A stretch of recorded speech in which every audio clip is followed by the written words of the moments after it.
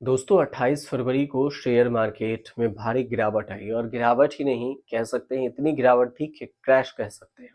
30 साल का पुराना रिकॉर्ड भी टूट गया। निवेशकों में अब और भी डर बन गया कि आखिर अब आगे क्या होगा। अक्टूबर 2024 से निफ्टी हर महीने गिरकर बंद हुआ और 5 महीने में 12% गिर चुका। 1996 के बाद ये पहली बार है जब बाजार में लगातार 5वें महीने गिरावट रही। इससे पहले 1996 में जुलाई से लेकर नवंबर महीने के बीच में बाजार में लगातार 5 महीने गिरावट आई थी और उस समय निफ्टी 50 इंडेक्स 26% टूटा था। और इसके बाद देखें तो बीते बीते 5 महीने के करीब करीब में सेंसेक्स 11.54% टूट चुका था, जबकि निफ्टी 12.65%। बीएसई की बात करें तो ये 20% से ज्यादा और बीएसई स्मॉल कैप 22.78% गिरा था। पिछले 5 महीने के दौरान गिरावट के कारण बीएसई मार्केट कैपिटलाइजेशन में भी हैवी गिरावट हुई है, यानी कि निवेशकों का वैल्यूएशन काफी कम हुआ है। बीएसई सेंसेक्स में कंपनियों का कुल बाजार पूंजीकरण जो मार्केट कैपिटलाइजेशन है 26 सितंबर 2024 से लगभग करीब करीब 25 लाख करोड़ रुपए कम हो गए, जब इंडेक्स का मार्केट वैल्यूएशन लगभग 171 लाख करोड़ रुपए से रिकॉर्ड हाई लेवल पर पहुंच गया था। तो दूसरी ओर इसी टाइम ड्यूरेशन के दौरान अगर दूसरे में देखें तो ओवरऑल देखा जाए तो बीएसई लिस्टेड फार्मों का कुल मार्केट का वैल्यूएशन लगभग 92 लाख करोड़ रुपए कम हो गया, 92 लाख करोड़ रुपीज। अब बीएसई की बात करें तो बीएसई ने जो इन शेयरों में सबसे ज्यादा दर दिया, क्योंकि बीएसई के जो टॉप 30 में से 28 शेयर थे उसमें ज्यादा दर थे। क्यों?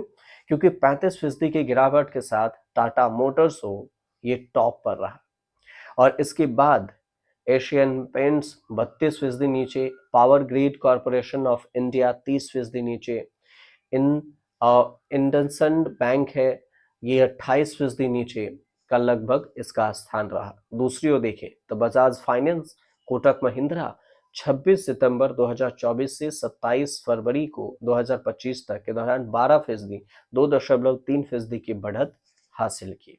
ये बात देखिए। अब गिरावट में क्या बड़े कारण रहे इसका भी लोग सोच रहे हैं, ढूंढ रहे हैं कि क्यों गिरा, आखिर मार्केट इतना बड़ा क्रैश हुआ कैसे।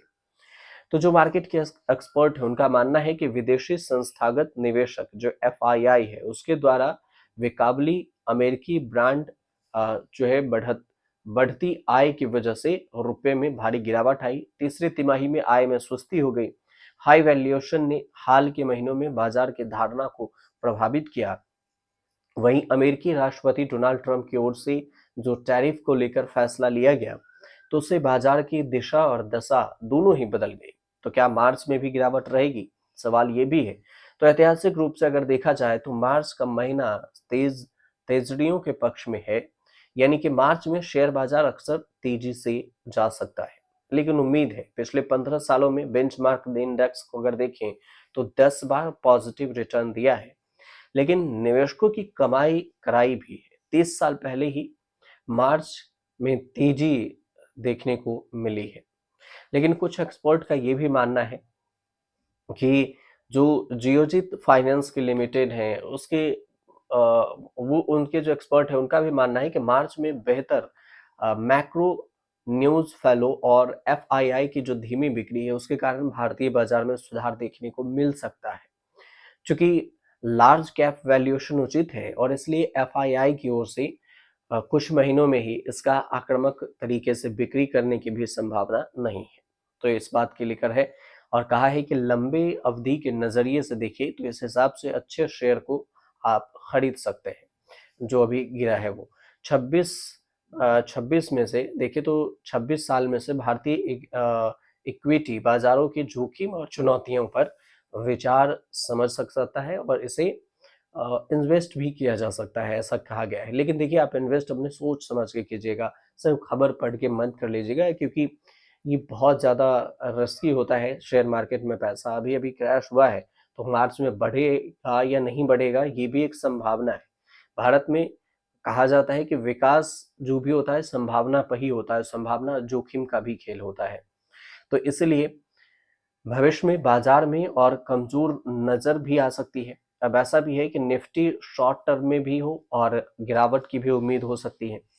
अब 22,400 जो 20 महीने के ईएमए के सपोर्ट से नीचे जाने के बाद निफ्टी अब आने वाले सप्ताह में 21,800 से 21,700 के स्तर तक मार्च और अप्रैल के बीच में हो सकता है, अगले निचले सपोर्ट तक। लेकिन देखना ये भी होगा, जैसे कि आप समझ रहे हैं कि एचडीएफसी सिक्योरिटीज में प्राइम रिसर्च के हैं, वो एक एक्सपर्ट है, उनका भी कई तरह का इस पर बयान है। और उनका भी बयान है कि अभी आने वाले समय में देखिए कि कोई इक्विटी गिरेगा, कोई बढ़ेगा। और इसी में लेकर देखें तो वो ऐसे 28 फरवरी को अगर देखा जाए तो कितने पे बाजार बंद हुआ था, तो ये निफ्टी 420 अंक टूटकर 22,124 पर बंद हुआ, जबकि सेंसेक्स 1414 अंकों से गिरकर 73,198 पर क्लोज हुआ। वहीं निफ्टी बैंक 400 अंक गिरकर 48,344 पर बंद हुआ। बीएसई के जो टॉप 30 शेयर है उसमें 29 शेयर गिरे, जिसमें सबसे ज्यादा टेक महिंद्रा के शेयर 6% से ज्यादा टूटे और 1.86% की तेजी से एचडीएफसी बैंक भी रहे। कई सारे बात हैं। अब सवाल ये कि कौन कौन से शेयर एकदम से धड़ाम हुए, तो सेंसेक्स में टेक महिंद्रा 6% टूटकर गिरा, जबकि इंडसइंड बैंक 5% से ज्यादा लुढ़क गया। महिंद्रा एंड महिंद्रा, भारतीय एयरटेल, इन्फोसिस, टाटा मोटर्स है, टाइटन्स है, टाटा कंसल्टेंट सर्विसेज है, टीसीएस है, मारुति भी नुकसान में रहा और सिर्फ एचडीएफसी बैंक ही बढ़त के साथ बंद हुआ। इसके अलावा देखिए तो ग्लोबल मार्केट में क्या हुआ, एशियाई बाजार में सियोल, टोक्यो, शंघाई, हांगकांग भारी नुकसान के साथ बंद हुआ।